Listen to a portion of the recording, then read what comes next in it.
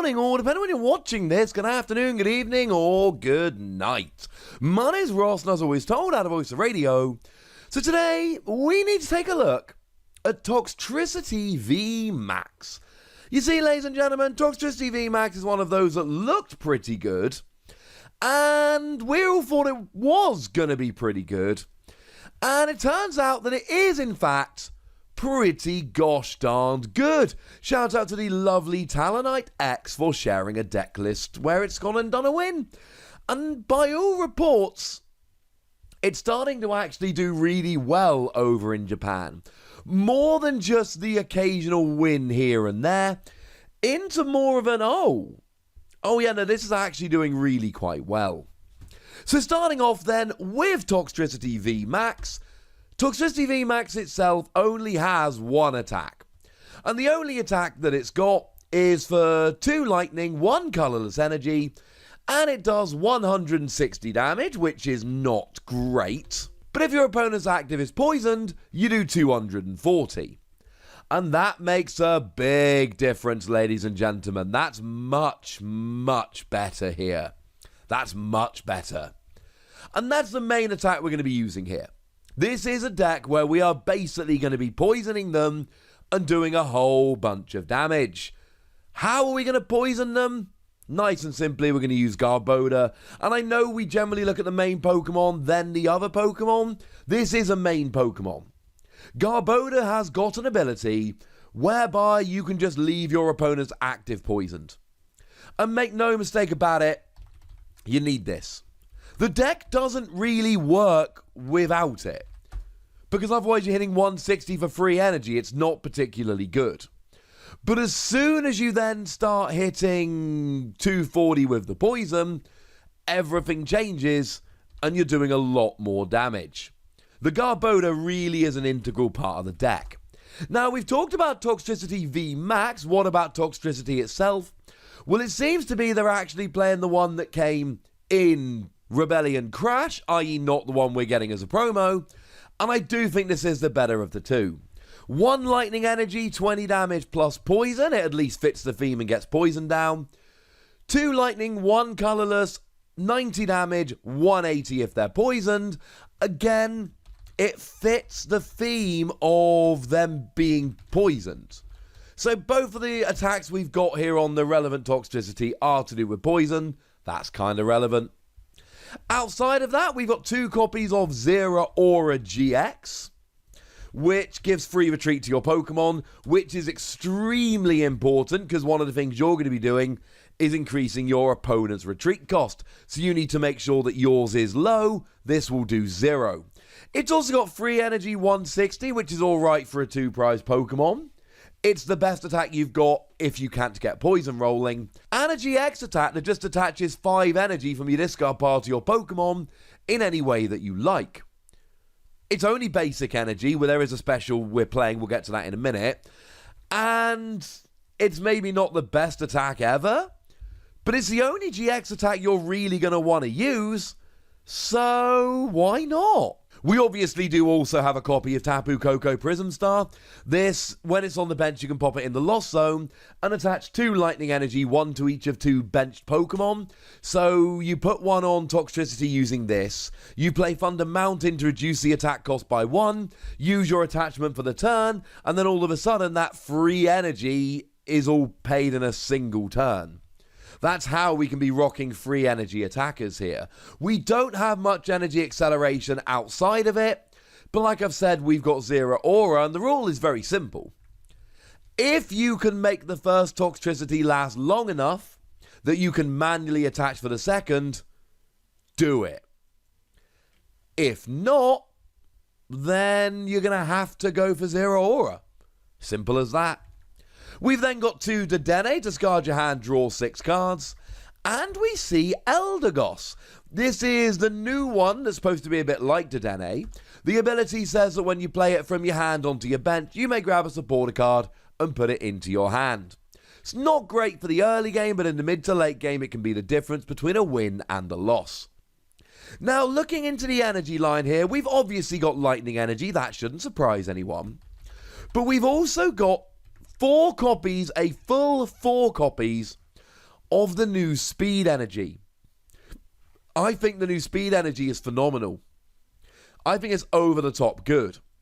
It is a lightning energy special, and when you attach it to one of your Pokemon, if it's a lightning Pokemon, you get to draw 2 cards.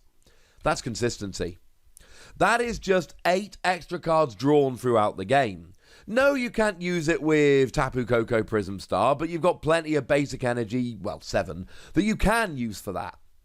It just lets you draw more cards. It's brilliant. Now, in terms of the trainer line, the supporters are pretty much what we would expect. We've got Professor Magnolia, discard your hand, draw 7. It's a fast, aggressive deck, and given that you've not got that many evolutions, but we are playing Pokemon Communication here, so if you do find the wrong Pokemon in your hand, hopefully you also find it with a Pokemon Communication. And we want energy in the discard, both for Tapu Koko and for Zeraora. So, yeah, this is the kind of supporter we like. The other one we've got here is Marnie, whereby both players shuffle their hand and put them on the bottom of their deck. You draw 5 cards, your opponent draws 4. It helps to slow your opponent down, which can be pretty good, because we're playing a couple copies of Galar Mine. Obviously, we're playing Thunder Mountain Prism Star, that shouldn't surprise you, but we're also playing a couple copies of Galar Mine. Now, Galar Mine increases the retreat cost of both active Pokemon by 2. But of course, you're playing Zeraora, whose ability gives you free retreat, so it doesn't matter how high your retreat should be. And the theory here is extremely simple.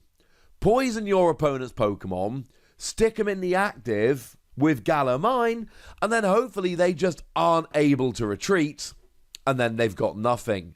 And that will be hilarious. Now, in terms of gusting, we've got Boss's Orders. This is the new card that is just an alternate name, but it's exactly the same in terms of what it does as Lysander. It's popping up in every deck I'm showing you at the moment. It will continue to pop up in every deck that I'm showing you. Don't be surprised if this just keeps popping up. It's going to keep popping up. Now, in terms of Pokemon Search, I've already mentioned Pokemon Communication. There's 4 of them.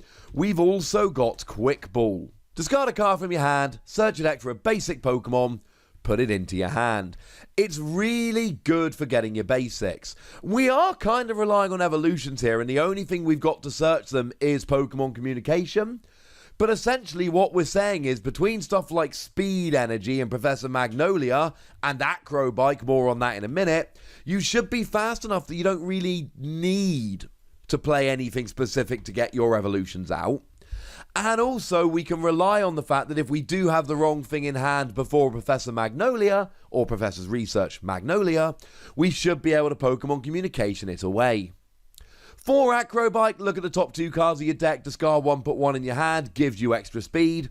And we play 4 Electro Power because it means you do 30 more damage with your Lightning Pokemon's attacks. 240 is good. And bearing in mind, right, 240 is not what you'll generally be hitting, because of course they have to be poisoned. So if you poison them on your turn, you should be hitting minimum 250. Absolute minimum 250. But if you can start dropping Electro Power, you should be one-hit KOing tag teams and VMAXs and all sorts. 240 is good, but with 1 Electro Power, that's a one-hit KO on a Mewtwo and Mew, or a Reshiram and Charizard. And time you add in the 10 damage from Poison, you'll also get an Arceus and Dialga and Palkia. So there's a one-hit KO on basically all the relevant tag teams. So that's pretty gosh darn good. And you can even add another Electro Power or 2 if you need to go and get a VMAX as well.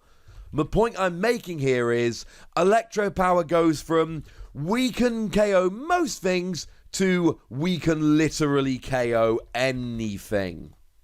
Makes a huge difference. Makes a huge difference. And then we've got 1 copy of Tool Scrapper to get rid of tools. You're going to see it as a one-of in basically every deck moving forward. This is a deck that I was unsure of initially. I didn't know if it was going to be good enough. I didn't know if it was going to pass the test, as it were.